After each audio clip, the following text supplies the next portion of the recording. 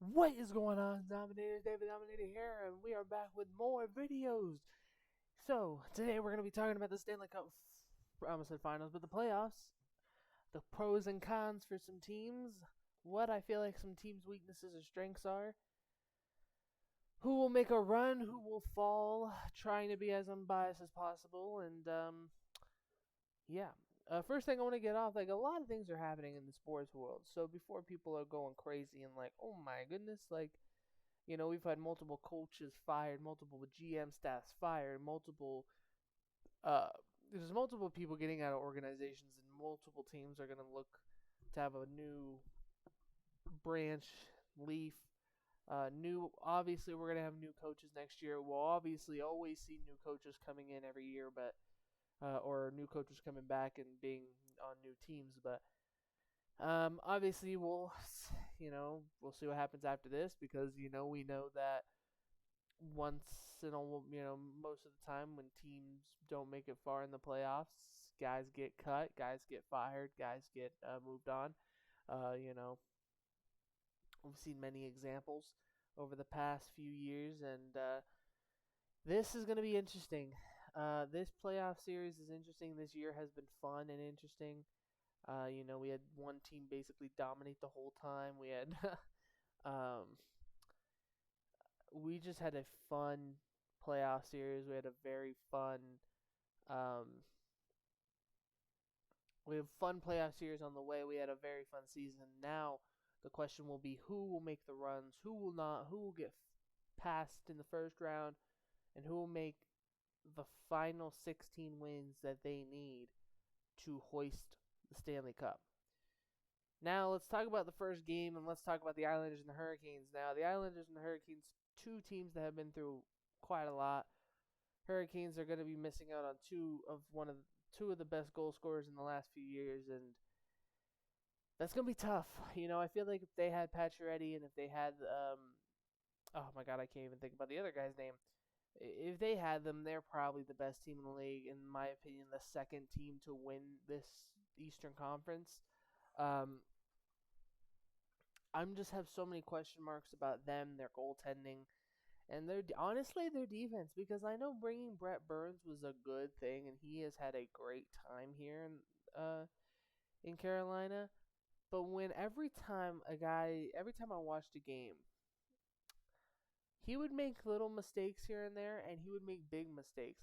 If you think about like the Golden Knights games that they played, the Golden Knights scored multiple goals on Brett Burns, and one was that Jack Eichel uh, breakaway. He played shitty defense, and he wasn't following his guy, which led to a Jack Eichel goal. So I think the Bruins are obviously the top of the East, and I think the Hurricanes are really like they're right there. But there's so many question marks when you look at the Hurricanes and think like Vegas. Vegas beat them. A lot of other teams beat them. A lot of bad teams, kind of beat them too. And I mean, like every team had bad games every once in a while. And I feel like the Hurricanes. It wouldn't be shocking if they lost this playoff series. But the Hurricanes have so many problems too. I feel like if the defense and the goaltending shuts them out, they're really in a bad spot. Now, I do think that the Islanders can get saved by their goaltending, but I just feel like the amount of times the Hurricanes shoot, if they put pressure, I feel like the Hurricanes could win this game in five, could win this game in six. I think the only thing that sticks with them in this playoffs is if their goaltending matches and actually plays well. Because I feel like every year their goaltending just falls and their defense falls. So I think they're hoping that it just stays this time, and hopefully it works out. Panthers Bruins. Obviously, we are expecting the Panthers to win this, right? No. Um, Bruins will more likely win this game in four. More likely win this game in five. I do think that the Panthers have an advantage, and that's because they don't have anything to lose. They have nothing to lose. They were the President's Trophy winners last year. They made a crazy trade, and they almost missed the playoffs. They're going against the Boston Bruins, who have only lost like 18 times this year and 12 in regulation. So now we're looking at a team that I don't even actually. I think I gave them an extra loss. Yeah, there's only 17 times they lost this year. So I just think Boston. The question mark is, well, right now it sounds like they are going to have a problem at goaltending for Game 1 because as the report came out today that both of them are dealing with an illness. They had to call up a goaltender for emergency purposes. Now, I do think one of them will end up playing, but depending on how bad it is, they might not play, and they might have to have an AHL backup for Game 1. And that's going to be a rough because the Panthers will utilize that opportunity to put shots on net. That's probably going to be a 50-shot game. More likely. And, I mean, like, that's probably going to be what happens. Pastrnak has been a great fucking player. He's played so well. He's played so hard this year. I feel like he's going to lead this team to greatness. Now, here's where I have a problem. Bruins have so much out of every team. Out of all 16 teams, they have the most stress. And I mean, like, people might be like, well, they shouldn't have stress. They're the best team in the league. They're the best team. Yeah, they're the best team in regulation series. Cool. This is playoffs, baby. Your stats don't give a damn anymore. Your wins don't care anymore. Your points don't matter. It doesn't matter how you won those games and how you did anything. Those shootout wins don't matter. Those overtime wins don't matter. You are now in a situation where every win is a step closer to you going home, a winner, and a Stanley Cup champion. Every loss means you're going to go home empty-handed. So I feel like the Bruins have a situation where they have so much pressure because, in my opinion, and I've heard from a lot of Boston fans, a lot of Boston fans said, and I mean, I'm not all of you because I don't know who's going to watch this video, but most Boston fans in any sport are the biggest drama queens in the goddamn sports world. It's a fact. It's proven. If something happens with the Patriots, complain. The Celtics, complain. The Red Sox, complain. So I will not be shocked if they don't win a championship. I really won't. Especially because, let's be honest, if they don't win the Stanley Cup, this was a shitty season. It doesn't mean anything. Like, yeah, you'll have a good record and this will be amazing and everyone will remember this, but no one will care because everyone will look it up. Everyone will look up how great you did that season because that's going to be a trivia question. Did the Bruins win in 2020-23 one of their best seasons? And people in history will be like, oh, well, they beat the records that year, and yeah, they had to be the best team in the league, and then they lose in the Stanley Cup final. That is not good enough. If they lose in this first round, which they won't, but if it happens, that's despicable. That's so nasty. And the Panthers, hell, if they beat the best team in the league, hell, they should go on and win the cup because that is gonna. Because even if you beat the Boston Bruins, but then you can't beat the Islanders or the Hurricane, then you're gonna have a very big problem. So, I mean, Boston should win this cup. Boston should win this series, but it's playoffs, baby. No one knows what's gonna happen. The Wild and the Stars is probably going to be one of the best series. Both goalies were going to duke it out. No matter who's in net for the Wild, I don't give a damn if it's Fleury. I don't give a damn if it's Gustafsson. I don't give a damn if it's the pizza guy from down the road. It's going to be very good, and I really think this series is going to depend on which goalie makes the saves and which one doesn't. I mean, if you get Fleury from, the Cup wins and you get him from, like, a few years ago, if you get the Fleury that played against the Wild, you're winning this series. If you get actually I don't know. If you get the Fleury who played against the the Colorado Avalanche, you're winning this series. If you get the Fleury that played against the Kings, you're winning this series. If you get the Fleury who played against Winnipeg, who played against the Sharks in the first year, you're going to get a great goalie who's gonna make stops when you need it.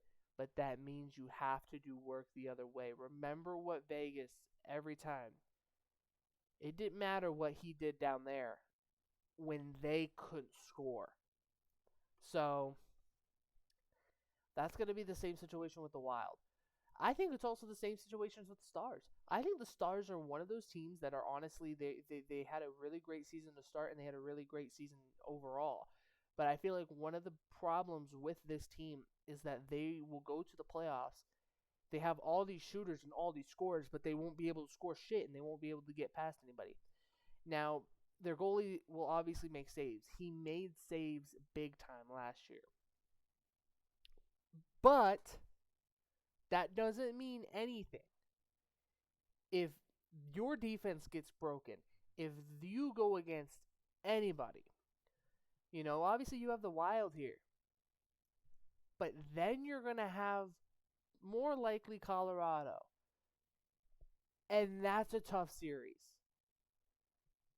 And then if you somehow get past that, you're going to have to go against either the Oilers, the Knights, or the Kings. And I mean, like, Oilers and Knights are probably going to be harder than the Kings. But if you have to go against those two teams, or any of those teams, you have to have your goalie playing their best. And I mean, Vegas, hell, they can't even get past that goalie half the time. So I mean, like, hell, that may be the series they want if they go that far. But I think if Ottinger does, like, if you don't help Ottinger, if you don't help him defensively, and if you don't help him offensively, they're not going to go far in this series. They're not going to go far in this series. They're not going to go far in this playoffs, and they're just going to be a first-round exit. Or another disappointment. I mean, the Wild have a chip on their shoulder. I think that the head coach has a chip on his shoulder. I truly think that you can't have multiple years in a row where you go to the first round and get eliminated. You can't. That means something you're doing is wrong. Or the GM is doing wrong. And I think that he is one of those head coaches that is on the chopping block, I think, by the end of this season. And I think it's true.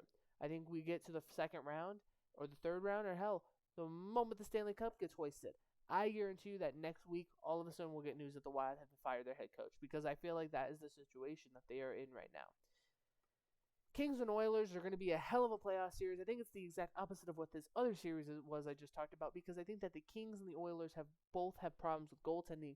And here's what's funny is that I just saw something that said that two guys are going to be out against the Oilers. The Kings are in a situation where they have such a rough start. I can tell you guys this right now. This is why I feel like this playoffs could get really predictable. If Vegas wins and the Kings then win, I feel like Vegas could beat the Kings in the postseason. Kevin Fiala is not playing. Two people of big stars are not playing for the Kings, game one. And Korpisalo will be playing the first game. I think both goalies are unproven. Well, I mean, Korpisalo has a little more, but I mean, Skinner has no really big, great experience. I believe. I forgot who their goalie was last year. Smith, right? Yeah, no, they didn't go far.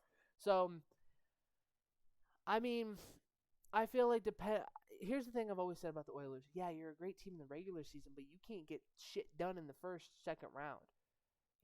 I think that the Oilers are in a situation where they only have two good lines. Their third line's decent, but not always predictable or presentable, and they can't show points. Their fucking fourth line shows up sometimes, but then they don't. And there's a lot of times, especially in the playoffs, where the first line and second line get depended on way too much. So when they get cold, you're getting a steaming pile of crap on because the other team has now figured out your motive and figured out how to stop you guys, or at least limit you guys to what you guys once were. And that is what I think the Kings need to do to beat them. Get pressure on Skinner. Get pressure on this team. Because I feel like if you just pressure them enough, you will beat them easily.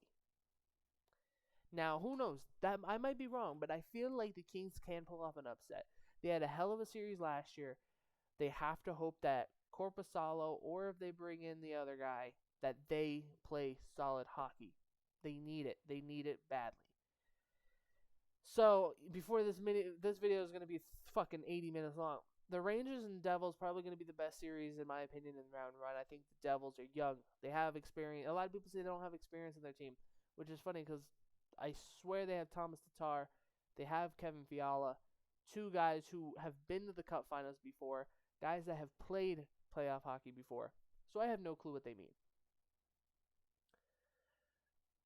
Overall, yeah, the Rangers have a shit ton of experience, and yeah, the Rangers are in a situation where they have guys like,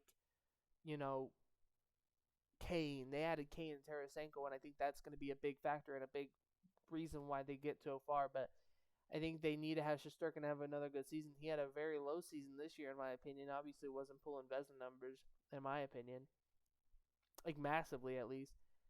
So I truly think that the Rangers can get out the first round, or they can make a run. And I think that the Devils are going to be such a young, fast team where I feel like they could pull off an upset here, but they probably will get eliminated second round. But I'm not going to lose faith in them because I think that they are a team that could definitely win a lot of games and make a run. I think it all depends with the Rangers on who and how people step up. Lightning and Leafs was going to be a hell of a series as well. Another rematch from last year, and I think that this is going to be a different outcome. Lightning have had trouble at away games. If Toronto wins game 1, game 2, I think they're winning this series. They might lose one game in Tampa, but I feel like they'll win another one, and they can close it up. This is going to be so interesting. This is going to be such an interesting game. This is going to be such a fun game, and I really just truly can believe that the Leafs will win this series. I never like to bet against the Tampa Bay Lightning, because obviously you can never count them out when they've gone to the fucking finals 3 years in a row. They've won 2 cups in the last 4 years. So let's not doubt them. But let's just be honest with ourselves. Colorado and everyone else, I feel like a lot of these teams from last year are not as great as they were last year. And I feel like the Lightning are in that same situation. Now, I'll talk about this one for next because I kind of mentioned them. Kraken and Avalanche. Avalanche are without Landeskog. I can't even say his name. Landeskog. I can't even say his name correctly. I probably butchered it. Every time I'm on camera, I can't pronounce these guys for shit. By the way, every time I've been talking, I've been biting my lip by accident and biting my tongue. So I'm kind of pissed off. If you wonder if you guys hear like a change in my voice, and I can't really stop talking because then this video becomes 40 minutes, and then I just get irritated and I don't want to post it. So the Avalanche, him being gone, I feel like isn't that big of a deal in my opinion. Now, yes, it's a big deal. But I mean, if they played without him the whole year, it's not going to be such a big deal where they don't already know how to play with each other. You're not making lines up on the spot. You're getting everything done. You're getting everything worked out. You're fine. Yeah, you're going to lose. You lost one of your best players, but at the same time, it's not going to be the end of the world. I feel like goaltending is going to be very positive for Colorado. I feel like their defense might let up a lot, though. And I think that the Kraken are going to be an interesting team because think about it. Everyone doubted them. Everyone doubted the Golden Knights in their first year. When they played the Kings, first of all, because Downey just likes talking shit, which is funny because he just put out a post. If we have a chance to smack him, we're always going to do it against the Connor McDavid. He always has these sound bites that end up biting him in the ass, which is I always think is hilarious because he was the same guy who said that the Knights weren't going to be better than them in the regular season, yet they had the home game in the playoff series. So, and swept them in the first round. I think that the Kraken are in a situation where they're the underdogs, obviously, and if they beat the reigning defending Stanley Cup champions, that changes the whole playoff format for the West. So, I like the Kraken. They're young, they're fast, they have veteran players. Of course, one of them is actually out, and I think that's going to be a very tough situation. If they play good D and if they don't let up a lot of points and have Grubauer make big timely saves like he once used to, if let's just say if Grubauer played like he did in the Vegas series a few years ago, he's not gonna go far. If he plays like he did in the previous series before, maybe. So Colorado just has that veteran instinct there that will make them go a little far, and they have the goaltending. And I just don't think that if they don't score a lot, that teams that go far will score on them a lot. Which obviously games get tighter and tighter as the series goes on, but sometimes it's completely the opposite. Sometimes one team goes the other way and the other team goes another. So, you know, scoring could either be super low or super high.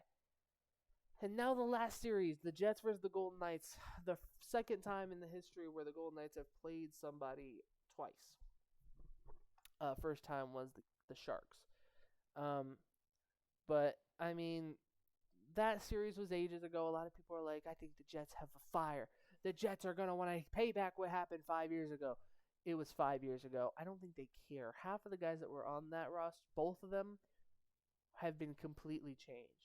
The Golden Knights have like 4 or 5 players. I think it's only 4. The Misfits and Carrier, who have been there since the very beginning. Oh, that's not true. Shea Theodore, and yeah.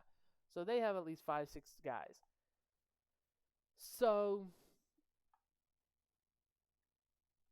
they don't really give a shit. The Jets don't care. I think what is truly thinking about here is that how far can the Golden Knights go? Their defense has made most of their goalies look great. And I think that you see that in Brossoit, you see that in Thompson. I think if they get Thompson back, Thompson being a backup, or at least if for some reason Brossoit doesn't play well, that could help them. I think their biggest thing is they're getting guys back that were hurt. And if they get a guy like Carrier back with Stone, that's deadly. That's deadly, and you'll have scoring depth all over their lineup. Their first line, they have Eichel. If Stone is in the lineup, they'll have Barbashev, Eichel, and Jonathan Marchessault. Jonathan Marchessault and Eichel will probably be the kings of that line. And Jonathan's probably going to be the goal scorer, to be honest. I think Eichel will create the plays because everyone will be on him. And vice versa. I feel like if Jack's not as hot and, then Marchessault's creating the plays. Then you look at the second line, the 2 misfits. I think Riley Smith and Carlson will be those the kings of that line, and more Smith than Carlson. And then you have Stone, Stevenson, and Kessel. That line will probably be the sneaky best line because you have Kessel, who's a veteran, you have Stone, who's a veteran, you have Stevenson, who's a veteran. So you have 3 veteran players, one with a hell of a lot of speed, Stone, who creates chances, and same with Phil Kessel, who creates chances. And in the playoffs, could sometimes be a very scary. Think about those cup wins with Pittsburgh. A lot of those games were helped by Kessel. And then defensively, when you think about it, it's like, okay. Like, I could see why Vegas could be the team to win a lot and to go far. I do have my doubts. This is probably the first year I didn't feel confident. I felt confident. I didn't feel confident the first year. But when we got into the playoffs and started winning a lot of games, I felt confident. And then when we lost. The second year, I didn't feel confident at all. And then when we were out the first round, I wasn't shocked because it made sense. And I was a little disappointed because obviously I think the call was stupid at the time. And I still think it's stupid, especially when you look at it now. It just seems like there's just a lot of weird stuff that I feel like happened.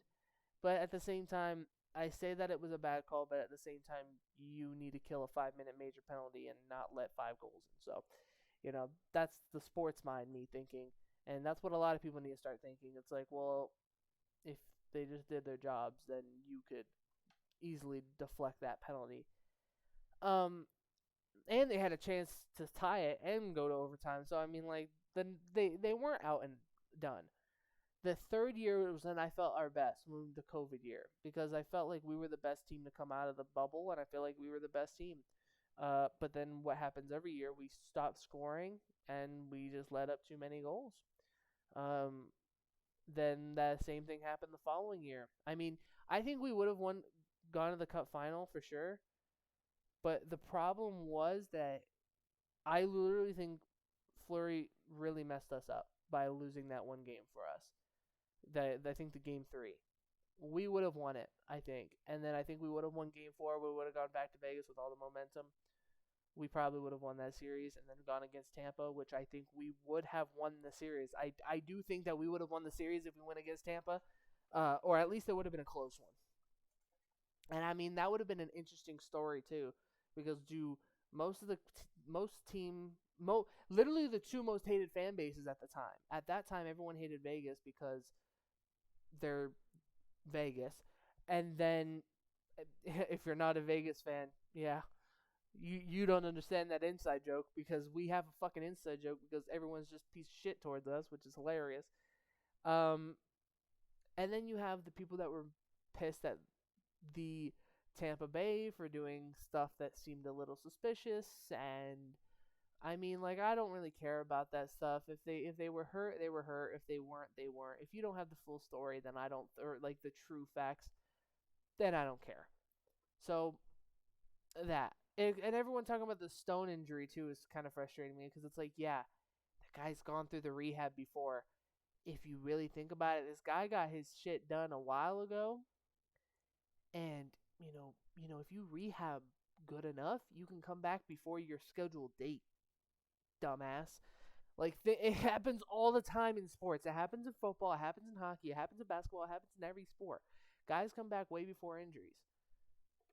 Fuck, it happens in pro wrestling. And yeah, that shit's scripted, but it happens. It's like, let's relax here.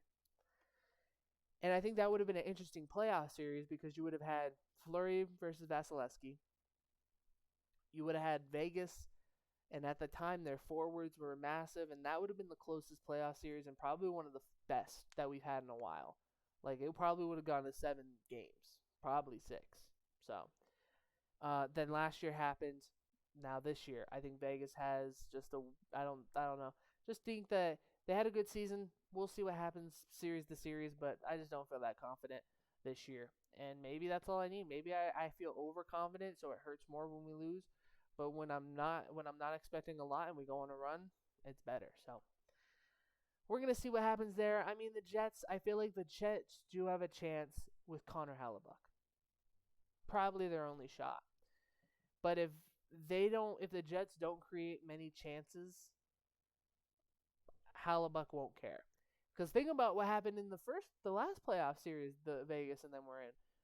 The only reason why they really won that series was because Hellebuck's mistakes was a big thing, and because he just had a very when he made mistakes, we always took advantage of them and scored on them, or the defense would let up chances and we would get multiple opportunities to score a goal. So as long as the defense plays tight and plays very solid, they could advance, or at least make this a close series. But every team has a chance to hoist the cup. Obviously, the probability of them winning is all different,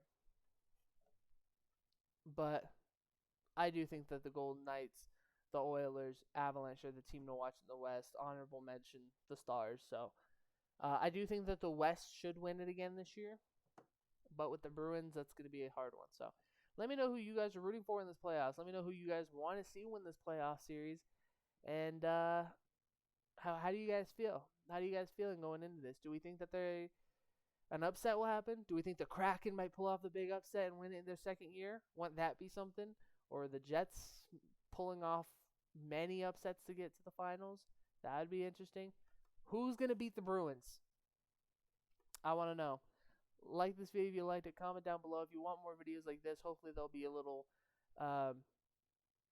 less talkative, or at least we could do this at a different time. Make sure you follow the Twitch. Make sure you follow everything. I might stream here in a little bit. Dominate the World Dominators, because David Dominator is out. Peace.